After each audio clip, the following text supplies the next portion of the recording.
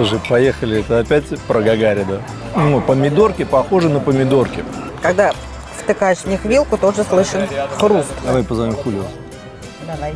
Хулио, es todo que hemos pedido. Очень вкусные кальмары.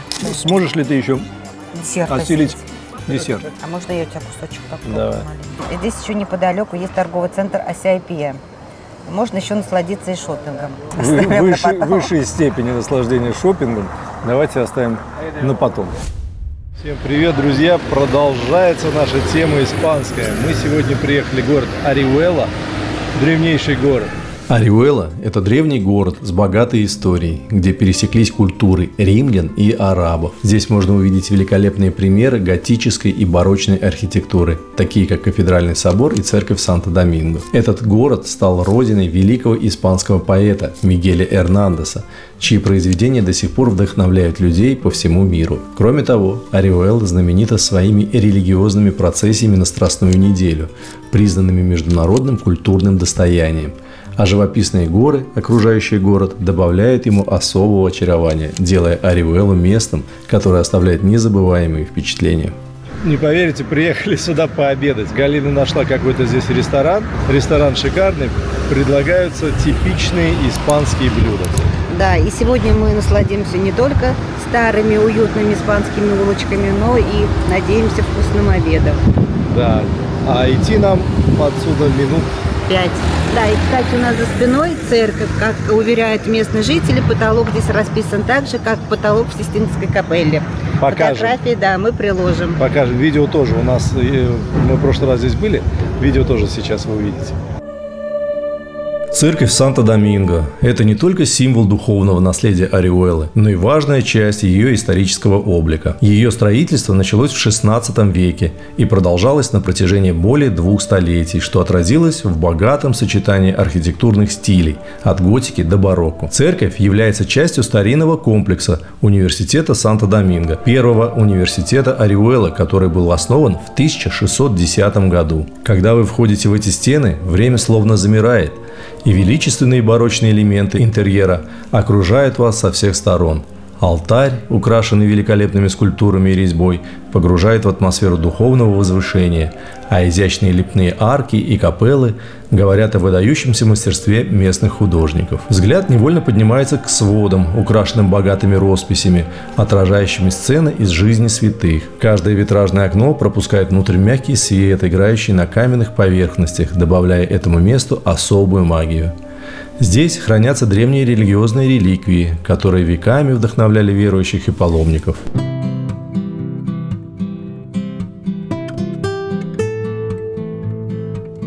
Ребят, мы уже пришли в этот ресторан. Ресторан называется Маноло. Это бар-ресторан, кухня здесь открывается 12:30. Это типичный Испанский ресторан. для самых обычных, типичных испанцев. И работает этот ресторан аж с 1980 года. Да. И настолько быстро мы не успели включить камеру, настолько быстро все принесли. Вот, давайте, значит... Остается рассказать, где что. Да, давайте начинать, в конце концов. Да. Вот это салат с артишоком. Артишоки здесь вообще растут по всей Испании полями. Это, кажется, гамбас, креветки. Это креветки, да. Это лангостины. Ну, а этот красавец кальмар. Да, это кальмар. Слушай, это никакой не артишоки это. А это что? Это те самые вяленые подкопченые рыбки. Сори. Конечно, да. Ну хорошо, пусть это будут рыбки. Так, ты с чего начнешь? С вяленых подкопченых рыбок? Да, и из помидорок. Ну, таких блюд в туристических местах я не видела, вот как в частности в Торревьехе. Вот чтобы такой кальмар приносили, ты видел? Нет. И да, и тут какие-то другие салатики. В Торревьехе в основном энсалада руссо, энсалада микста. И все это как везде одинаковое. Поэтому мы решили выбрать Ориуэлу, насладиться не только стариной, но и чем-то другим. Ну что, поехали? Начинаем с рыбок. Слушай, поехали. Это опять про Гагарина.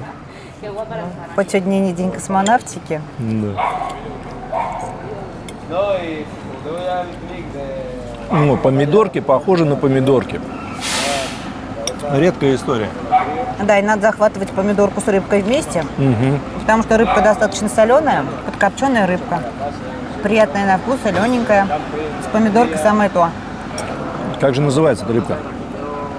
Сейчас придет Уля, и мы спросим. Вообще в Испании проблема с вкусными помидорами, чтобы они имели сладкий такой насыщенный вкус. Чаще всего безвкусные, а это вот хорошее. А почему в Испании проблема с помидорами? Потому что проблема с водой. Как это называется? Земледельцы, вот, они выращивают помидоры в теплицах, даже здесь. Попробую креветку. Конечно, майонезом это не зря. А здесь такое, как, наверное, креветочное пюре в кляре. Но, откровенно говоря, какого-то яркого креветочного вкуса я не почувствовала. Я даже не знаю, как охарактеризовать этот вкус. Откровенно говоря, я такого блюда никогда не видела. Слушай, очень вкусно. И не ела. Но прям яркого вкуса креветки здесь нет. И вообще, как бы, если не сказали бы, что там креветка, я бы, наверное, бы и не догадалась. Нет, я чувствую вкус креветки. Единственное, конечно, майонезик. Был лишний. А, да, ну ладно, Что теперь, лангостины? давай. Когда втыкаешь в них вилку, тоже слышен хруст. А тут вот лангостин, он, в принципе, присутствует целиком и тоже в кляре. Кусочек лангостина. Сочненько. Причем хорошего такого, добротного, свежего. Ну да.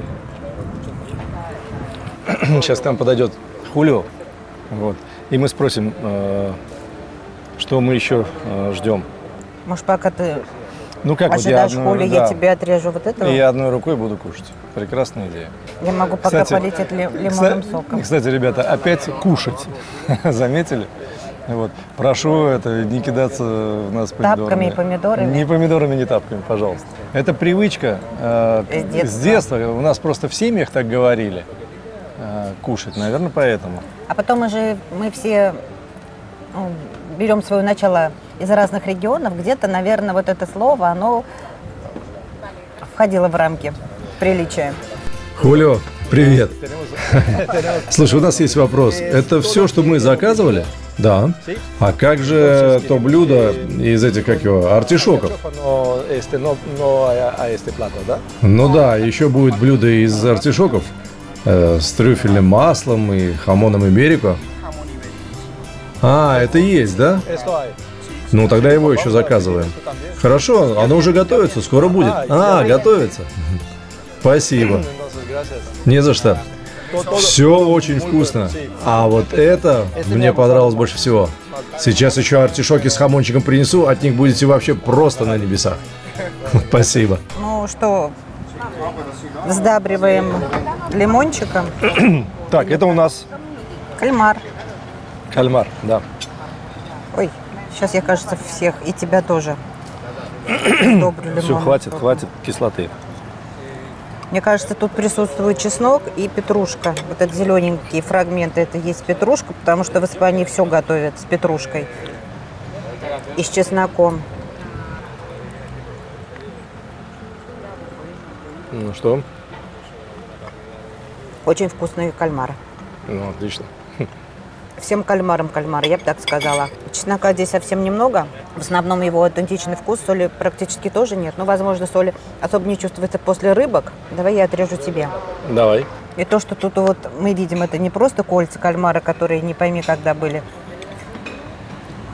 кальмарами, и сколько времени они уже лежат и хранятся в виде колец. А это вот похож на свежевыловленный.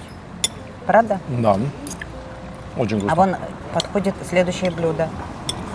О, алькачофа. Алькачофа. Con jamón. Con jamón, aceite de trufa y sal negra. Ага. Ясно. Muchas gracias. Ну что, прикольный кальмар. Он здесь еще в содружестве со осьминожкой. Нет, это его деталь. Его деталь? Ага. Я думала, это осьминожка. Нет, Галя. Ребята, тут нам еще блюдо одно принесли. Да, наверное, это гвоздь программы, потому что здесь артишоки, хамон иберико, трюфельное масло и черная соль. Давайте попробуем. С удовольствием. Давай, Галина. Вообще артишоки используют для изготовления лекарств желчегонных, для тех, у кого проблемы с желчным пузырем. такие препараты как? А как они называются? Хафитол. Хафитол, например, да. Так, ну попробуем. Мы готовили как-то сами артишоки. Не но, удалось. Да, если честно, у нас не вышло. Мне кажется, это был у нас неудачный рецепт. И как? И с тех пор я всегда мечтала попробовать артишоки, приготовленные теми людьми, кто умеет это делать. И вот мечты сбываются. Слушай, вот это прям шикарно. Шикарно. Артишок? Да, Тогда еще положу. артишок волшебный. Вот это, ребята, просто вкусовая бомба. Значит, еще раз. Здесь артишоки, хамон, Трюфельное масло. трюфельное масло и черная соль. Слушай, оказывается, артишоки тоже бывают вкусными. Просто И у кто-то вас- их не умеет готовить. Просто у вас не умеют готовить артишоки. Ну или просто они не везде произрастают в таком количестве, как здесь. Если вы поедете в Мурсию, в направлении Мурсии, вы просто увидите вот эти огромные поля с артишоками. Вот это прямо, ребятки, вот это прям эстетическое удовольствие. И что самое интересное, вот такие типичные блюда, ну, в основном подаются в городах, которые не на побережье, где нет туристов. Поэтому мы сюда и приехали. И не нужно путать Ориуэлу и Ориуэла Коста. Ориуэла Коста – это как раз-таки есть побережье, и вам там предложат обычные туристические блюда, которые хорошо продаются. Да, Галина вот это, Евгеньевна. наверное, самое необычное. Это самое клевое. Ну вот салатик с вяленой подкопченой рыбкой тоже неплохо. Да тут все, в принципе, Да, неплохо. да. Вот этого товарища, вот Каламар. вот, ну видно, что он свеженький, у него и плавнички, и хвостик, все присутствовало. Вот как его выловили из недр морских, приготовили и вам подали. Вам только осталось его полить лимоном. Я бы еще что-нибудь съела, но не могу больше. Сможешь ли ты еще Десерт осилить десерт? могу. Отлично. Я Значит, берегу небольшое пространство в желудке для десерта. Если там будет без лактозы, давай позовем Хулио. давай. Хулио, мы хотели бы спросить тебя насчет десерта. Есть же десерты? Конечно, есть. Без лактозы? Без лактозы, думаю, нет. Я спрошу, но думаю, что нет. Ну, хорошо. А фрукты? Фрукты, да. Арбуз, дыня, ананас. О, ананас. Для Гала ананас. А для меня один типичный испанский десерт. Что есть? У нас два варианта. Первое – пан де калатрава. Это похоже на пудинг. И второе – бабушкин тортик. Он с шоколадом. Для меня это то, что нужно. Ну что ж, я попробую это. А еще мне американо. А для тебя? Для меня эспрессо. Эспрессо или американо? Ой, американо, конечно. Значит, два американо, ананас и бабушкин тортик. Спасибо. Perfecto, la piña, Gracias. torta a la abuela, es 100% casera, hecho aquí. Vale, muchas gracias. De nada. А можно я у тебя кусочек попробую Давай. маленький? Ну вот, ребят, нам принесли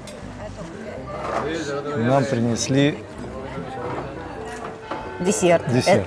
У Григория тарта де ля Абуэла. 100% сказали, сделан здесь. Но здесь есть Нет, лактоза. не здесь, а сделан домашний. Домашний. Как? Бабушкин торт. Ну, наверное. Ну, руками какой-то бабушки и сделан.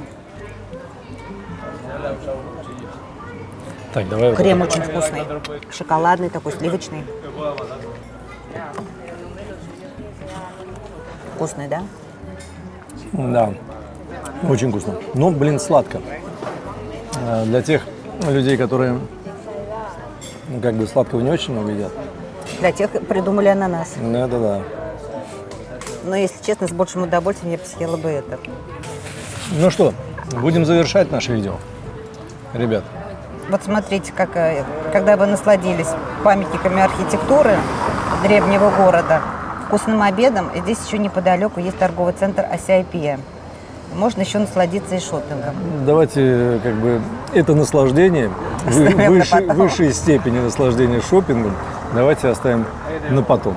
Ну, тогда, как полагается, вы сами знаете, что у испанцев бывает после обеда. Сиеста. Сиеста. Все, ребят, большое спасибо, что смотрели. Как всегда, там лайк, если понравилось. Подпишитесь. Напишите что-нибудь. Вот будем очень вам признательны. Может, вопрос какой-то зададите. Может быть, покритикуете нас, тоже будет прикольно. Загляните в наш телеграм-канал, там много средиземноморских рецептов. Ну да. Все, ребят, большое спасибо. Будьте здоровы и крепкого здоровья вашим близким. Камера вон там, Галя. Всего доброго. Пока. А я в ту смотрела. Бывает.